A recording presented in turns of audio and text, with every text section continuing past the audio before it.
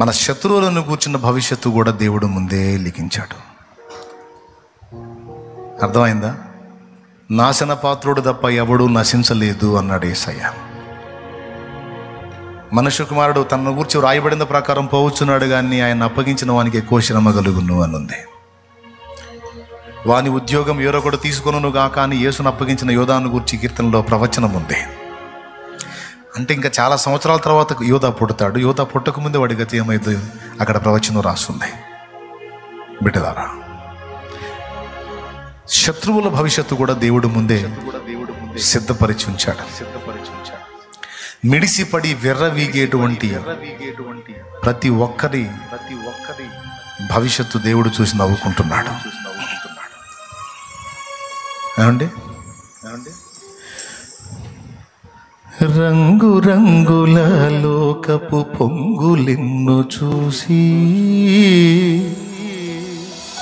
చెంగు చెంగున నీవు పరుగేత నేలనే,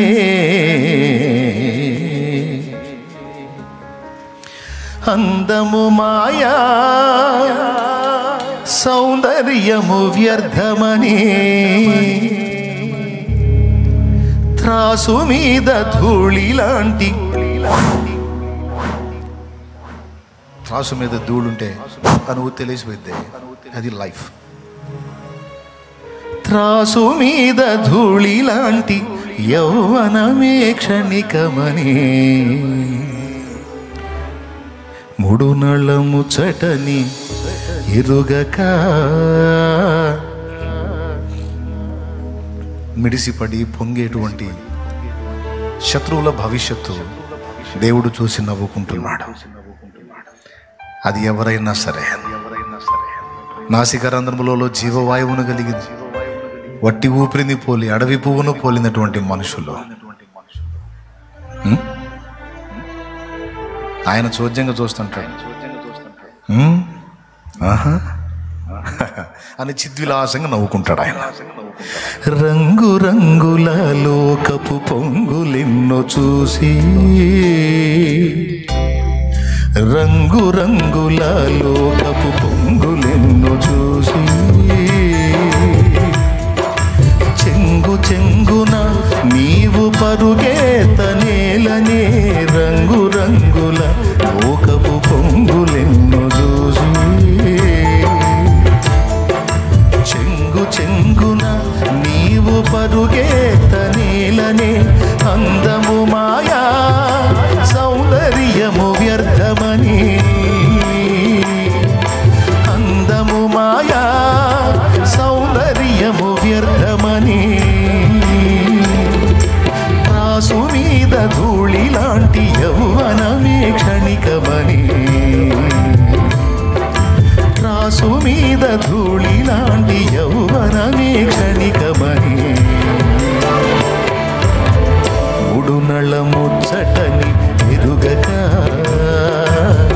ముందు చూపు కొంతైన వేరే లేక, మూడు నళము చటని ఎరుగక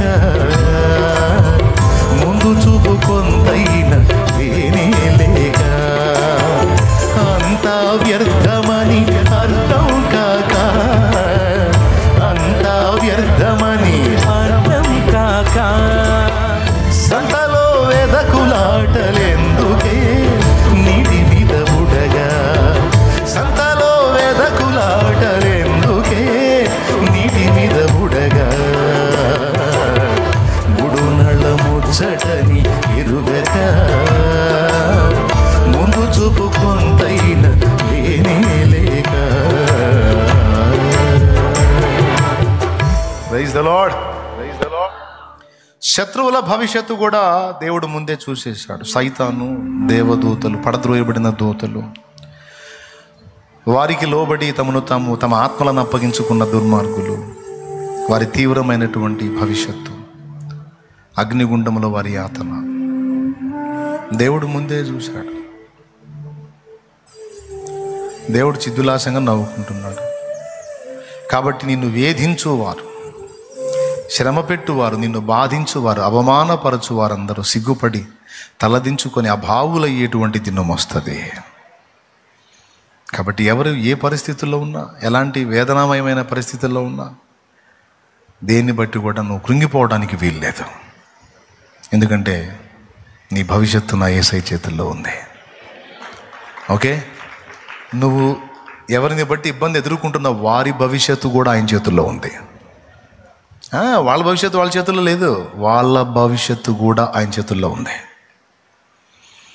అర్థమైందా? కాలేదా? కాబట్టి ఎవరి స్థితి ఎలా మారిద్దో తెలియదు కదా. దేవుడే నీ శత్రువుల విషయంలో కూడా జోక్యం చేసుకుంటాడు. నిన్ను వేధించు వారి విషయంలో జోక్యం చేసుకుంటాడు. బాధించు వారి విషయంలో జోక్యం చేసుకుంటాడు. నేను అవమానపరిచిన వారి ఎదుట నీ తలని ఎత్తుతాడు ఆయన. ఎందుకంటే కొంతమంది ఆ విధమైన ఫీలింగ్స్తో ఇబ్బంది పడుతూ ఉంటారు. దాన్ని కూడా లక్ష్య పెట్టద్దు. అర్థమైందా? ధైర్యంగా దేవుల్లో ముందుకు సాగు. జయము నీదే, భవిష్యత్తు నీదే, నీ పిల్లలది. పైకి లేచి నిలబడు. ఆస్తులు పోవచ్చు, అంతస్తులు పోవచ్చు,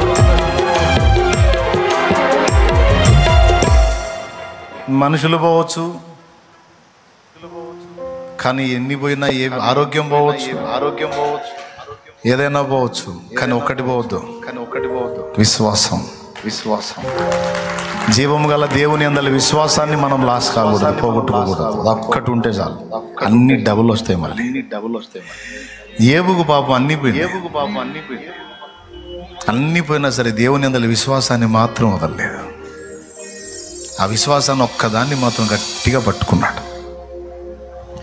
విచిత్రం ఏంటంటే మిగిలిన వాటన్నీ ఏబుకు వెలపట్టున్నాయి కాబట్టి లాగేశాడు, ఆఖరికి భార్యతో సహా సైతాన్.